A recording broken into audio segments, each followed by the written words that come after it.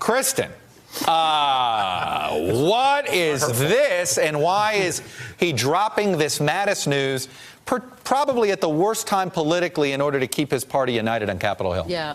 Chuck, this is just another Thursday at the White House, really. Look, the timing of this obviously significant. It comes after we've been following the breakneck developments in terms of a potential government shutdown. We are now careening towards one.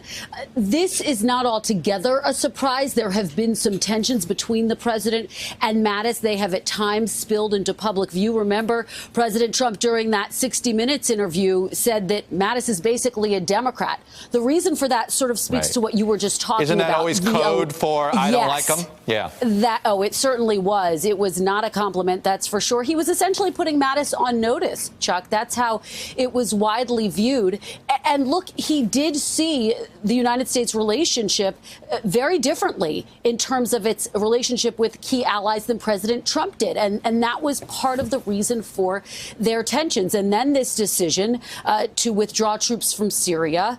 There's some rumblings that Mattis was opposed to that. So I think it's no surprise that this is coming now. But in terms of specifically right now, I think that, look, President Trump, as you're just discussing, likes chaos. We're certainly in the middle of a chaotic news cycle. There's no doubt about that. He wants to try to have some control over what the headlines are right now, Chuck, as he's backed into a corner over this government shutdown.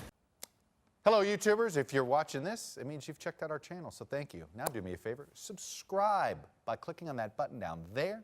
Click on any of the videos to watch the latest interviews and highlights from MTP Daily and MSNBC. You can get more Beat the Press content every morning in the First Read newsletter. If you're tired of content that you don't know anything about where it came from, you don't have to have that problem with us.